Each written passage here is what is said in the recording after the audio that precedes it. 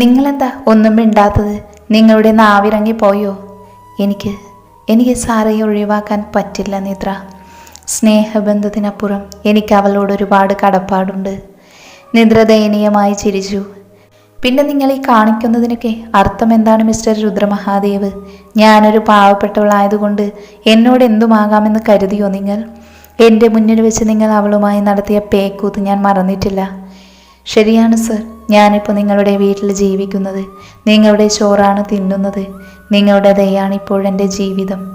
പക്ഷേ അതിൻ്റെ പേരിൽ എൻ്റെ ശരീരം നിങ്ങൾക്ക് തോന്നുന്നത് പോലെ ഉപയോഗിക്കാമെന്ന് വിചാരിക്കേണ്ട. വേണമെങ്കിൽ നിങ്ങൾ എന്നെ ഇറക്കി വിട്ടോളൂ. ഞാൻ നിങ്ങളുടെ കാല് പിടിക്കുമെന്ന് കരുതണ്ട. എങ്ങോട്ടെങ്കിലും പോകും, അത്ര തന്നെ. പക്ഷേ എൻ്റെ നിസ്സഹായതയെ ചൂഷണം ചെയ്യാനുള്ള ചിന്ത വേണ്ട. കിതപ്പോടെ നിദ്ര പറഞ്ഞു. രുദ്ര നിസ്സഹായതയോടെ നിദ്രയെ നോക്കി.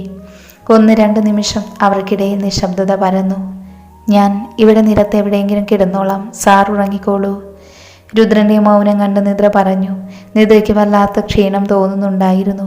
അവൾ ആ വലിയ റൂമിൻ്റെ വാതിലിലേക്ക് ചാരി പിന്നെ തളർന്നെന്ന പോലെ നിലത്തേക്കിരുന്നു. AC-യുടെ തണുപ്പിൽ അവളുടെ ശരീരം വെട്ടിവിറച്ചു. വെറും നിലത്ത് മടിയിലേക്ക് മുഖം പൂഴ്ത്തി കുമ്പിട്ടിരിക്കുന്നവളെ കണ്ട് രുദ്രന് ഹൃദയം എവിടേക്കോ വേദനിച്ചു. അവൻ സാവധാനം അവളുടെ അടുത്തേക്ക് ചെന്നു. അവൾ പെട്ടെന്ന് ഞെട്ടിമുഖമുയർത്തി. നിദ്ര, നിലത്ത് കിടക്കേണ്ട. നിനക്ക് വല്ല അസുഖവും വരും. ഒന്നാമത് ഇന്ന് മൊത്തം ജോലിയുമായിരുന്നില്ലേ? എനിക്കിതൊക്കെ ശീലമാണ് സർ, സാരമില്ല. രുദ്രൻ ആ വാക്കുകൾ കേട്ടപ്പോൾ വീണ്ടും സങ്കടം തോന്നി. അവൻ പെട്ടെന്ന് കുനിയെ ചുമലിൽ പിടിച്ച് അവളെ പിടിച്ചെഴുന്നേൽപ്പിച്ചു. നിദ്ര കുതിരയെങ്കിലും രുദ്രൻ വിട്ടില്ല. അവൻ അവളെ ബെഡിലേക്ക് കൊണ്ടുപോകാൻ ശ്രമിക്കുകയായിരുന്നു. വിട്, എന്ത് നിങ്ങൾ ഈ ചെയ്യുന്നത്? വിടാനല്ലേ പറഞ്ഞത്? നോക്ക്, ഞാൻ നിന്നെ ഒന്നും ചെയ്യാൻ പോകുന്നില്ല. ഇനി അഥവാ ചെയ്യണമെന്ന് ഞാൻ വിചാരിച്ചിട്ടുണ്ടെങ്കിൽ നീ നിലത്ത് കിടന്നാലും ബെഡിൽ കിടന്നാലും എനിക്ക് ഒരുപോലെയാണ്. നിനക്കെന്നെ വിശ്വസിക്കാം, ഞാൻ നിന്നെ ഉപദ്രവിക്കില്ല. ഞാൻ നിലത്ത് തന്നെ കിടന്നോളമായിരുന്നു. നിദ്രയുടെ ശബ്ദം താഴ്ന്നു. പറ്റില്ലെന്നല്ലേ പറഞ്ഞത്? അഥവാ അത്രയ്ക്ക് നിർബന്ധമാണെങ്കിൽ ഞാൻ ഈ നിമിഷം നിന്നെ മുത്തശ്ശിയുടെ അടുത്ത് കൊണ്ടുപോയി ആക്കും. മുത്തശ്ശിയുടെ മുന്നിൽ കൂടി ഇപ്പോൾ നീ പറഞ്ഞതൊക്കെ നീ പറഞ്ഞോളൂ. അപ്പം കാര്യങ്ങൾ മുത്തശ്ശിക്ക് മനസ്സിലാകുമല്ലോ.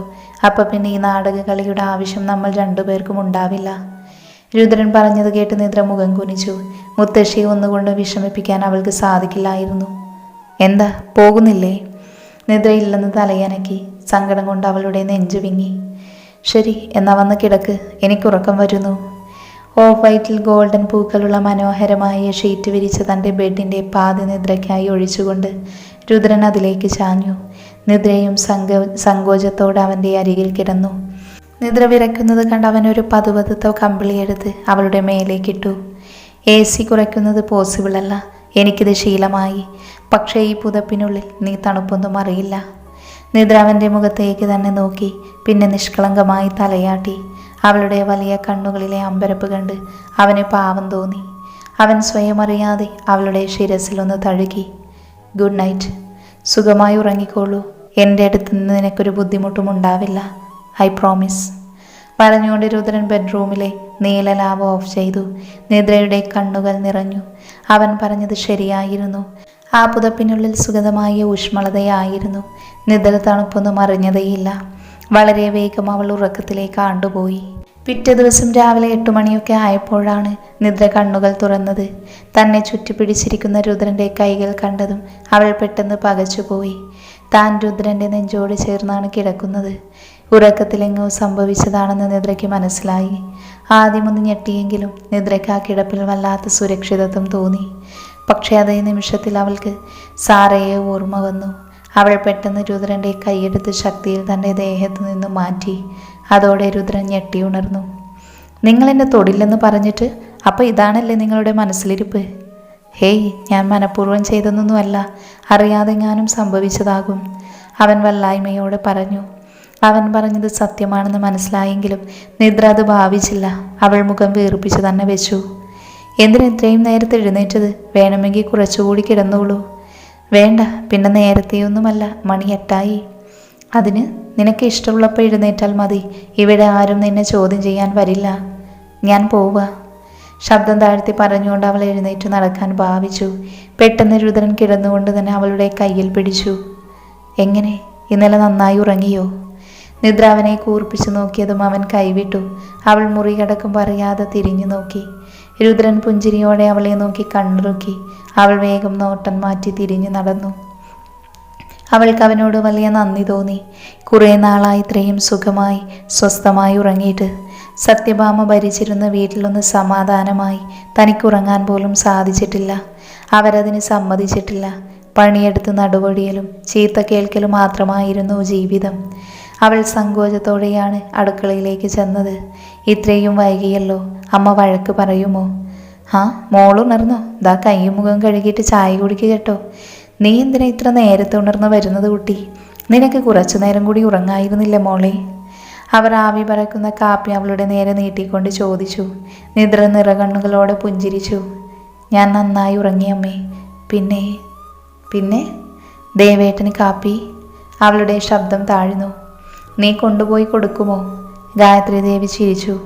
അയ്യോ വേണ്ട, അമ്മ പോയി കൊണ്ടുകൊടുത്താൽ മതി. ശരി, എന്നാൽ മോള് ഇവിടെ നിന്ന് കാപ്പി കുടിക്ക്, അമ്മ അവന് കൊടുത്തിട്ട് വരാം.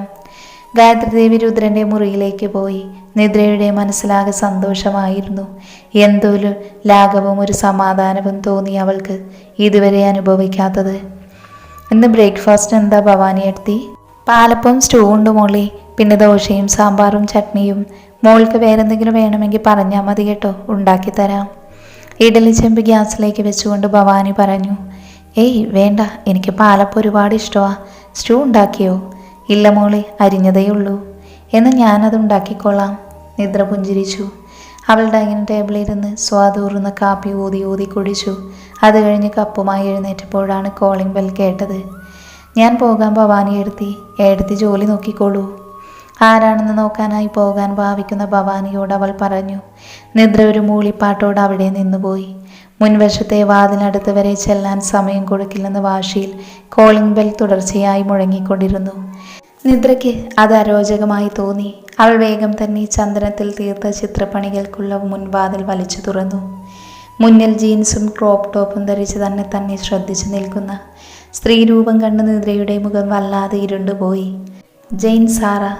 നിദ്ര സാറയെ കണ്ടതും ദേഷ്യം മൂലം അടിമുടി കത്തിപ്പടരുകയായിരുന്നു.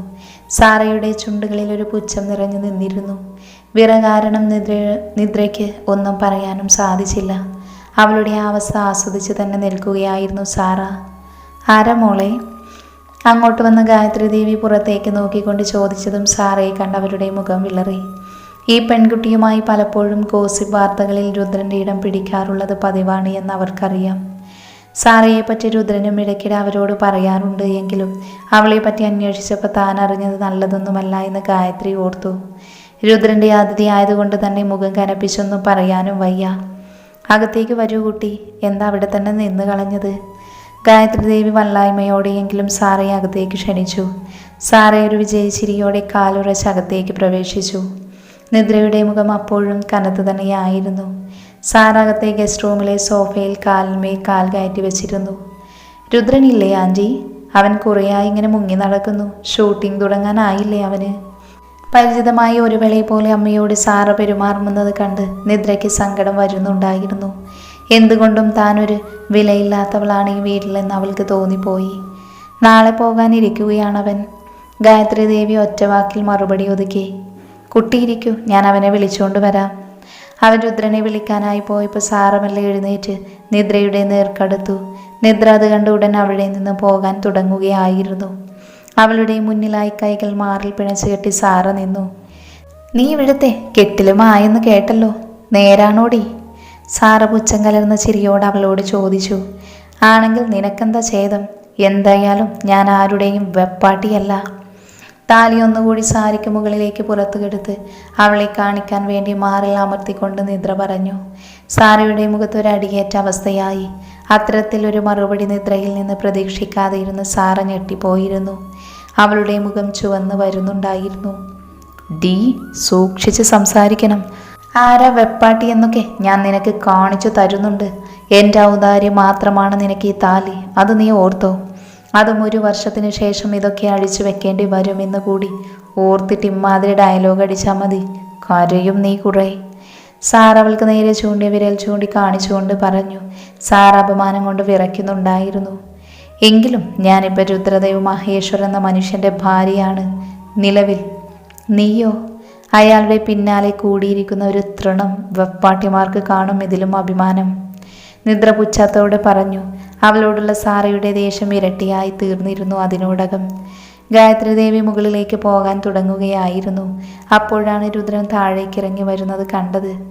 നിനക്കൊരു വിസിറ്ററുണ്ട്, ഗായത്രി പറഞ്ഞപ്പോൾ രുദ്രൻ്റെ മുഖം സംശയം കൊണ്ട് നിറഞ്ഞു. വീട്ടിൽ ആരും തന്നെ കാണാൻ വരാറില്ല.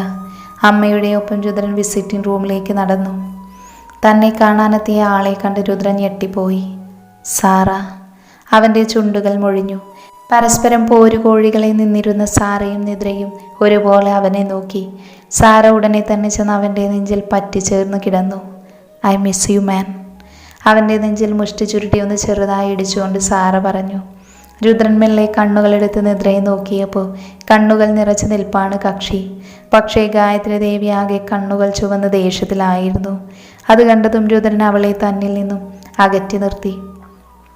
രുദ്രൻ തന്നെ അവൻ്റെ ദേഹത്തു നിന്ന് വിടുവിച്ചത് സാറയ്ക്ക് ഇഷ്ടമായില്ല എങ്കിലും അവളൊന്നും പറഞ്ഞില്ല. അപ്പോഴേക്കും ഭവാനി വന്നു. ഭവാനി, ഈ കുട്ടിക്ക് നമ്മുടെ ഗസ്റ്റ് റൂം കാണിച്ചു കൊടുക്ക്. യാത്ര ചെയ്ത് ക്ഷീണിച്ചു വന്നതാവും, നന്നായി വിശ്രമിക്കട്ടെ. ഗായത്രി ദേവിയുടെ സ്വരത്തിൽ ഗൗരവം മുറ്റി നിന്നു. അത് കാണുക രുദ്രൻ വല്ലാതെയായി.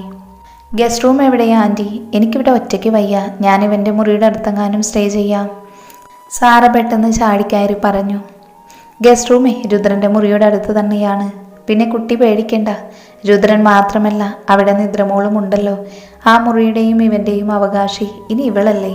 അല്ല, പരിസരത്ത് ആളുണ്ടെന്ന് പറയുകയായിരുന്നു. ഗായത്രി ദേവി അർത്ഥം വെച്ചു പറഞ്ഞു. സാറയുടെ മുഖം ഒരു നിമിഷം കൊണ്ട് മാറിപ്പോയി. അമ്മയുടെ മുഖത്ത് നോക്കാനാവാതെ രുദ്രൻ വിഷമിച്ചു. ചെല്ല് ഭവാനി, ഈ കുട്ടിയെ അങ്ങോട്ട് കൊണ്ടുപോ. ഗായത്രി വീണ്ടും പറഞ്ഞതും ഭവാനി സാറയുടെ ബാഗ് എടുത്തുകൊണ്ട് മുന്നിൽ നടന്നു. സാറയ്ക്ക് ആ പിറകെ പോകേണ്ടി വന്നു. ഗായത്രി ദേവി നിദ്രയെ നോക്കി. മോളെ, നീ എന്താ ഇങ്ങനെ നിൽക്കുന്നത്? കുളിച്ചിട്ട് എന്തെങ്കിലും കഴിക്കാൻ നോക്ക്. നീ ഇവിടെ വിഷമിക്കുന്നതും പട്ടിണി കിടക്കുന്നതും എനിക്ക് സഹിക്കില്ല. എൻ്റെ പൊന്നു മോളാ നീ. ആർക്ക് വേണ്ടെങ്കിലും അമ്മയ്ക്ക് നിന്നെ വേണം.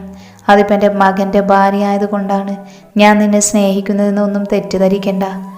ഈ ബന്ധമില്ലെങ്കിൽ പോലും നീ എൻ്റെ മോളാണ്. നിനക്കിവിടെ ഉള്ള അധികാരം ഞാൻ ഒരുത്തിക്കും വെച്ച് മാറാൻ പോകുന്നില്ല. മോള് വേഗം വാ, അമ്മ ഫുഡ് എടുത്ത് വെക്കാം. മോൾക്ക് ഇഷ്ടമുള്ള പാലപ്പവും സ്റ്റൂ ഉണ്ടാക്കാൻ അമ്മ ഭവാനിയോട് പറഞ്ഞിട്ടുണ്ട്. ഗായത്രി ദേവി നിദ്രയുടെ നെറ്റിയിൽ ചുംബിച്ചുകൊണ്ട് പറഞ്ഞു. പിന്നെ രുദ്രനെ ഒന്ന് രൂക്ഷമായി നോക്കിയിട്ട് അവർ തിരിഞ്ഞകത്തേക്ക് പോയി. ഗായത്രി ദേവിയുടെ ആ സംസാരത്തിലും സ്നേഹചുംബനത്തിലും ആകെ വിവശയായി നിൽക്കുകയായിരുന്നു നിദ്ര. ഇതുവരെ അറിയാത്ത സ്നേഹം അവളെ ആനന്ദത്തിൻ്റെ കൊടുമുടിയിലെത്തിച്ചു. സാറയെ പോലും ഒരു നിമിഷത്തേക്ക് അവൾ മറന്നുപോയി. നിദ്ര. കണ്ണു തുടച്ച് പിന്തിരിഞ്ഞ് അവളെ പിന്നിൽ നിന്ന് രുദ്രൻ വിളിച്ചു. നിദ്ര എന്താണെന്ന ഭാവത്തിൽ തിരിഞ്ഞു നിന്നു. അവളുടെ മുഖത്തും കടുപ്പം രുദ്രനെ അസ്വസ്ഥനാക്കി.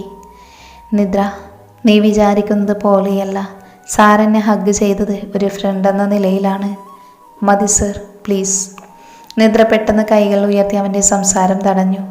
അന്ന് എൻ്റെ മുന്നിൽ വെച്ച് നിങ്ങൾ അവളെ ചുറ്റിപ്പിടിച്ച് ചുംബിച്ചതും ഫ്രണ്ടായതുകൊണ്ടാണല്ലേ? അത് പിന്നെ രുദ്രൻ ഉത്തരം മുട്ടി. ഞാനൊരു ചെറിയ കാര്യം ചോദിക്കട്ടെ സർ? എൻ്റെ ഒരാൺ സുഹൃത്ത് ഇവിടെ വന്ന് എന്ന് കരുതുക. ഞാൻ അയാളെ കെട്ടിപ്പിടിച്ചിട്ട് ഫ്രണ്ട്ഷിപ്പാണെന്ന് പറഞ്ഞ സാറിന് ഇഷ്ടപ്പെടുമോ? രുദ്രന് മറുപടി ഉണ്ടായിരുന്നില്ല. എനിക്കറിയാം സർ, നിങ്ങളുടെ മനസ്സിൽ എത്ര വില കുറഞ്ഞ സ്ഥാനമാണ് എനിക്കുള്ളതെന്ന്. അതുകൊണ്ടല്ലേ ഭാര്യയുടെ മുന്നിൽ വെച്ച് നിങ്ങൾ കാമുകയെ വിളിച്ചു വരുത്തിയത്. എന്തു വേണമെങ്കിലും ആയിക്കോളൂ, പക്ഷെ എന്നെ വെറുതെ വിട്ടേക്ക്. 1 വർഷം വരെ ഞാനിവിടെ വീടിൻ്റെ ഏതെങ്കിലും ഒരു മൂലയിൽ ആർക്കും ഒരു ശല്യമാകാതെ കഴിഞ്ഞോളാം. നിങ്ങൾ കാമുകയെ സന്തോഷിപ്പിച്ചോളൂ. നിദ്ര, ഞാൻ. രുദ്രൻ നിസ്സഹായതയോടെ എന്തോ പറയാൻ ശ്രമിച്ചു. അമ്മ പറഞ്ഞത് കേട്ട് നിങ്ങൾ തെറ്റിദ്ധരിക്കേണ്ട സർ. എനിക്ക് ഈ ജീവിതത്തിൽ കിട്ടിയ ഏറ്റവും വലിയ ഭാഗ്യമാണ് ആ അമ്മയുടെ സ്നേഹം. എന്ന് വെച്ചത് മുതലെടുത്ത് ഞാൻ നിങ്ങളുടെ ജീവിതത്തിലോ ഈ വീട്ടിലോ പറ്റിക്കൂടാൻ ശ്രമിക്കില്ല. 1 വർഷം കഴിയുമ്പോൾ ഞാൻ പൊയ്ക്കോളാം. അമ്മയെ സ്നേഹിക്കാൻ എനിക്ക് ബന്ധത്തിൻ്റെ ആവശ്യമില്ല. കണ്ണു തുടച്ചിട്ട് നിദ്ര അകത്തേക്ക് പോയി. രുദ്രൻ തറഞ്ഞു നിൽക്കുകയായിരുന്നു. ആത്മാഭിമാനമുള്ളവളാണ് തൻ്റെ ഭാര്യയെന്ന് ഓരോ നിമിഷവും അവന് മനസ്സിലാകുന്നുണ്ടായിരുന്നു. സ്വന്തം വില കളഞ്ഞ് അവളൊന്നും ചെയ്യില്ലെന്നും ഓരോ നിമിഷവും തനിക്ക് അവളോടുള്ള ഇഷ്ടം കൂടുകയാണെന്ന് അവന് തോന്നി. അതേ സമയത്താണ് അവൻ്റെ മൊബൈലിലേക്ക് സാറയുടെ കോൾ വന്നത്. രുദ്രൻ മനസ്സില്ലാ മനസ്സോടെ അതെടുത്തു.